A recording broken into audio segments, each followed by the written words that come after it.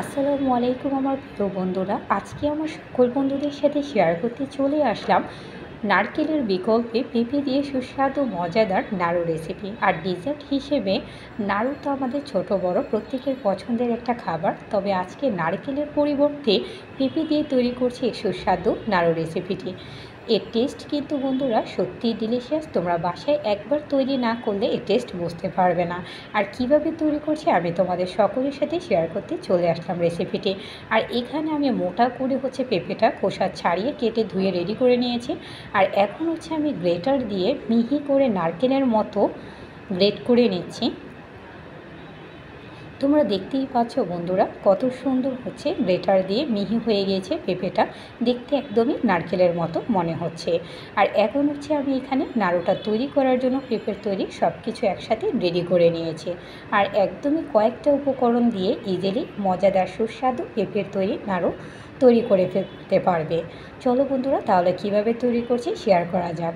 এখানে আমি কড়াইতে একটু পেঁপেটা ভাপিয়ে নিচ্ছি, এতে পেঁপেটা সফট হয়ে যাবে আর নাড়ুটা তৈরি করতে একদমই ইজি হবে। আর সাথে সামান্য একটু লবণ দিয়ে দিলাম, আর সাথে এখন অল্প একটু পানি দিয়ে দিচ্ছি।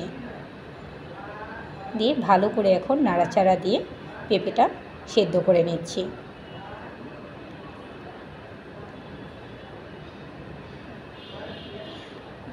আর পেঁপেটা অলরেডি এখানে আমার সেদ্ধ করা হয়ে গিয়েছে বন্ধুরা। এখন আমি পেঁপের পানিটা ছেঁকে ভালো করে পানিটা একদম হাত দিয়ে চেপে নিয়েছি, যাতে কোনো রকমের কোনো পানি না থাকে।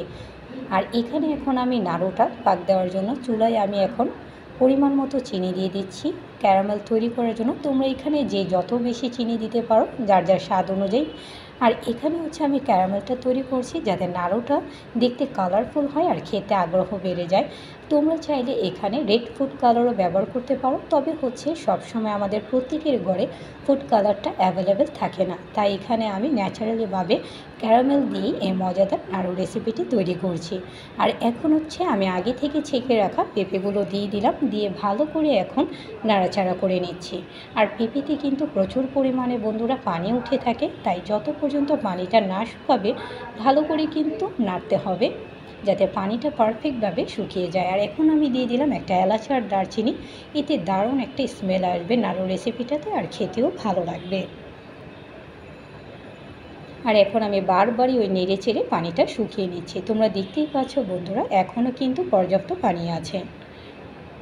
আস্তে আস্তে পানিটা শুকিয়ে আসছে, একদম যখন শুকিয়ে আঠালো হয়ে যাবে তখন আমি নামিয়ে নেব।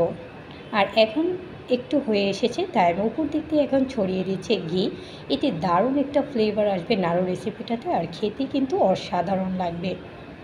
আর তোমরা দেখতেই পাচ্ছ একদমই পেঁপেটা আঠালো হয়ে গিয়েছে।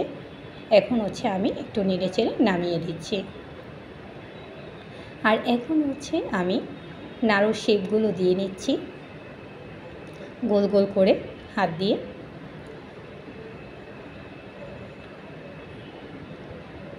দেখতেই পাচ্ছ বন্ধুরা কত সুন্দর নাড়ু তৈরি হয়ে গেল।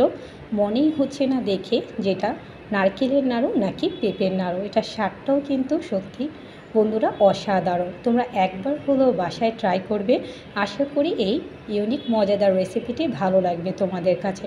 আর তোমরা যে কোনো বাদাম দিয়ে সাজিয়ে দিতে পারো, কারণ পরিবেশনের উপর সবার খাওয়ার চাহিদাটা আরও দ্বিগুণ বেড়ে যায়। আশা করি আমার সকল বন্ধুদের কাছে পেঁপের তৈরি মজাদার নাড়ু রেসিপিটি ভালো লেগেছে। আর তোমরা কিন্তু করতে ভুলবে না। যারা যারা আমাকে ধন্যবাদ বন্ধুরা, আর যারা এখনও আমাকে সাপোর্ট করেনি সাপোর্ট করে ফেলো আমার নিত্য নতুন ভিডিও দেখার জন্য। আজকে এই পর্যন্তই। Thanks for watching my video. আল্লাহ হাফেজ।